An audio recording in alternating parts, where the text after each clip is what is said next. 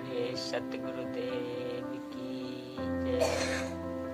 बोलिए बंदी छोड़ सतगुरु रामपाल जी महाराज की जय। हाँ तो भक्तों, अभी मजा आएगा ना भिड़ो। गुरु महिमा का आख्यान सुनाने का प्रयास कर रहा हूँ,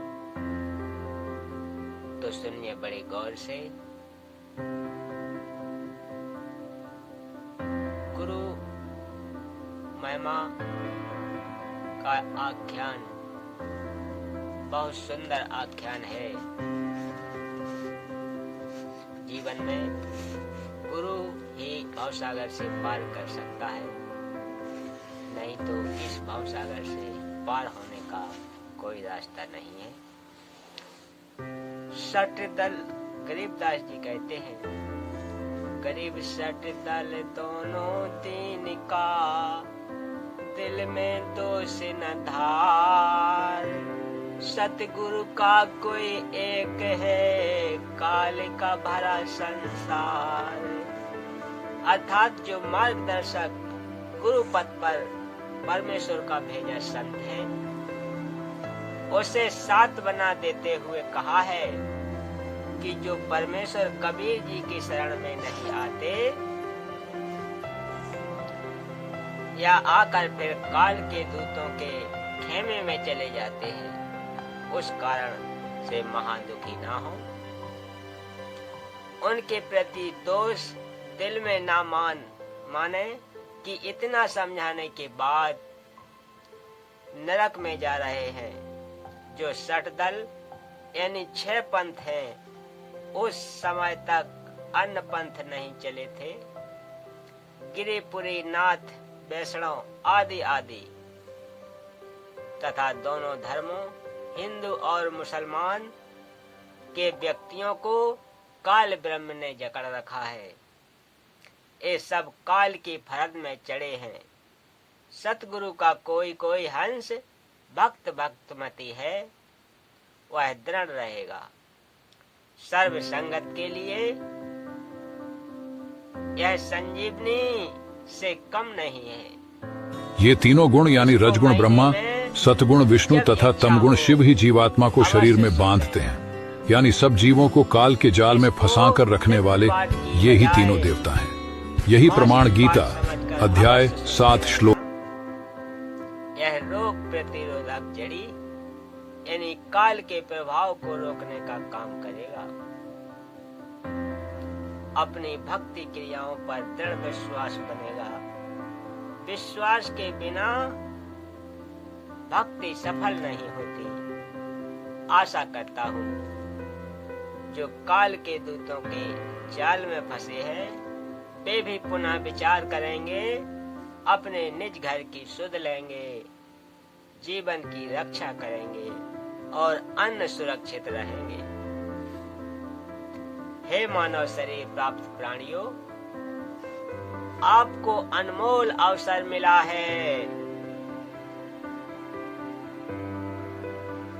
अपना कल्याण करवाने का। सब ग्रंथ सदग्रंथ तथा सब पहुंचे हुए संत यानी परमात्मा प्राप्त संत तथा स्वयं परमेश्वर कबीर जी बताते हैं कि जो उनकी अमर वाणी में अंकित है कि मानव स्त्री पुरुष का जन्म दुर्लभ है, यह बार बार नहीं मिलता। जैसे प्रमाण मिलता है काकभूषण का, उसने यही बताया है कि मैंने अनेकों मानव जन्म बिना भक्ति के व्यर्थ किए। कुछ परिस्थिति ऐसी बनी जिस कारण से एक गुरु बनाया जो भगवान शिव का उपासक था। मेरे से भयंकर गलती हुई।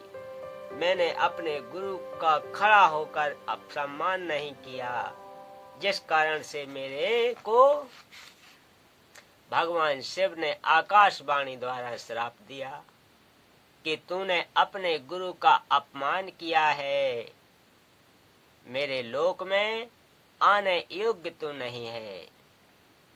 तेरे को 1 लाख वर्ष तक नरक में डाला जाएगा। यह आकाशवाणी गुरु जी ने भी सुनी। गुरु जी को पता नहीं था कि इसने ऐसी गलती की है। तब गुरु जी ने कहा कि भक्तों, परमात्मा शिव जी से क्षमा याचना कर। काकभूषण को साथ लिया। गुरु जी ने भगवान शिव से आंखों में पानी भरकर याचना की कि हे भगवान, यह बालक है, गलती हो गई, क्षमा करो। ऐसी प्रार्थना कई घंटों की। तब शिव ने कहा कि नरक में इसे जाना पड़ेगा, 1,00,000 वर्ष तक इसको नरक में रहना ही पड़ेगा। परंतु इसके गुरु की प्रार्थना स्वीकार कर ली है। मैं अपने दिए श्राप को वापस नहीं ले सकता। मेरे आदेश से इसको यमदूत कोई कष्ट नहीं देंगे। तो भक्तों, ऐसा ही हुआ। 1,00,000 वर्ष नरक में रहकर उसे मानव जन्म मिला, क्योंकि उसको उसके गुरु ने दिल से नहीं उतारा था। कारण यह था कि काकभूषण ने गुरु से तथा प्रभु शिव से अपनी गलती की क्षमा याचना कर ली थी। कबीर जी ने कहा है कि कबीर हरि के रूठते गुरु के शरण जाए। कहे कबीर गुरु रूठते हरि नहीं होती सहाय। यानी यदि राम रुष्ट हो जाए तो पूर्ण गुरु के पास जाएं। वह सत्य साधना करवाकर कष्ट दूर करवा देता है। यदि गुरु रुष्ट हो गया तो परमात्मा सहायता नहीं करेगा। काकभूषण को उस मानव जन्म में भी भक्ति की तड़प थी। वह लोमस ऋषि के सत्संग में गया। अपने अज्ञान से ऋषि के प्रवचनों में त्रुटि बताने लगा। समझाने से भी नहीं समझा। तब ऋषि ने कहा कि तेरी चंडाल जैसी बुद्धि, तू चंडाल के घर जन्म लेगा। काकभूषण को अपनी गलती का एहसास हुआ।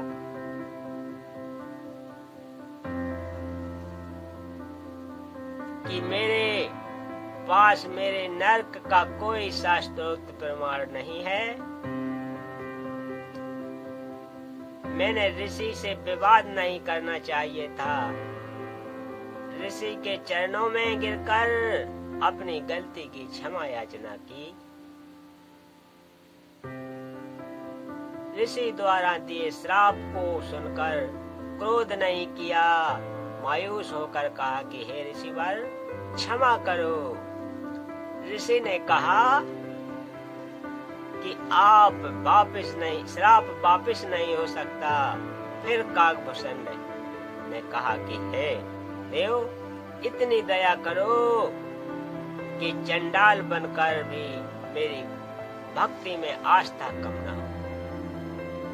तब ऋषि जी को उसे गिड़गिड़ाता देखकर दया आ गई और आशीर्वाद दे दिया कि तेरी भक्ति में लगन कम नहीं होगी। तब उसका जन्म काकभूषण रूप में हुआ। मुख काग कौवे का, शेष शरीर देवता जैसा हल्के तेज का। उस काकभूषण वाले जन्म में उसे कबीर परमेश्वर जी सतपुरुष रूप में जोगजीत नाम से मिले। ज्ञान चर्चा हुई। तब उसके जीवन की गाड़ी पटरी पर आई। अब वह उस श्रेणी में है जिनको परमेश्वर कबीर जी सतपुरुष अपनी नजर में रखते हैं।